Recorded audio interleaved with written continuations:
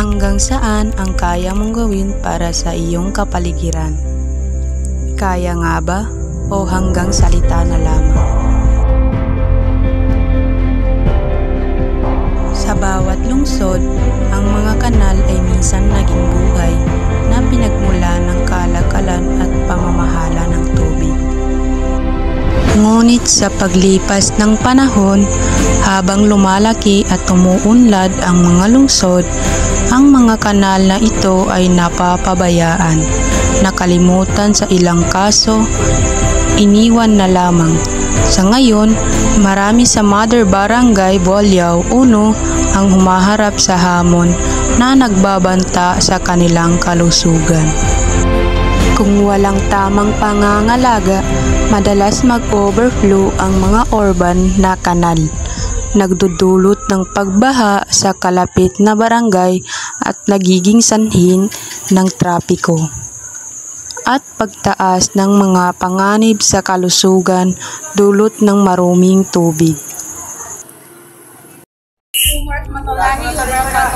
Nandito tayo ngayon sa Bolyao 1. So mga kasama natin si King Fahad. So King Fahad sa Barangay Lutino, paano na-apektuhan sa kanal na ito?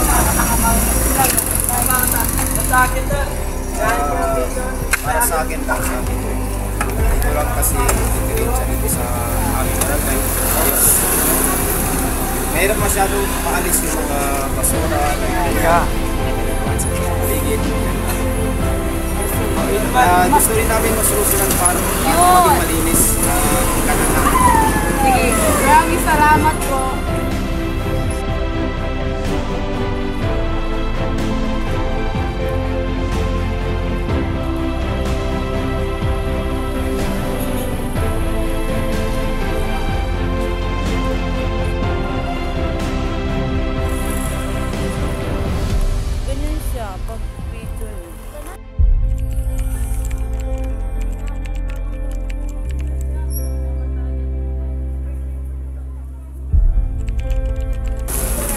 Assalamualaikum warahmatullahi wabarakatuh. So, another na makakasama natin si Baba Castro. Hindi niya pa eh. Kung ano naibigan niya eh. Kung ano nagdilatang kung ka.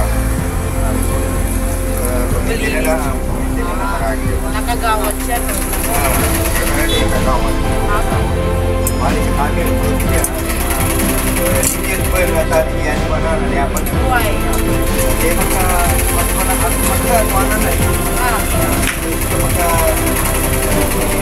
Magkakaroon din sa pagkakaroon na. Hindi magkakaroon. Why? Mas ganun ka rin po ito. Oo, ayan. Tatapasakit mo sa kanya. Habang kami nag-i-interview, sabi sa amin ni Mang Castro ang mga kanal ay nakasanayan na nang nakatira dito. Ngunit sa ngayon, marami sa mga kanal na ito ang napuno ng basura at dumi. Ang mga bara mula sa mga basura at putik. Sa pamamagitan ng tamang pamamahala, regulasyon at mga makabagong solusyon, maaari nating mapanatili at mapaganda ang mga kanal upang magbigay buhay at serbisyo sa mga lungsod.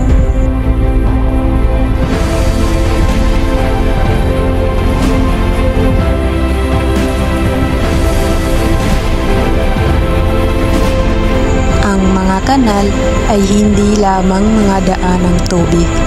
Sila ay bahagi ng ating nakaraan at kinabukasan. Kailangan natin ng aksyon ngayon upang maprotektahan at mapangalagaan ang mga kanal ng ating mga lungsod. Sa pamamagitan ng kolektibong pagsisikap, inobasyon at malasakit, makakamtan natin ang muling pagbuhay at proteksyon ng ating mga kanal para sa mga tao, kalikasan at hinaharap.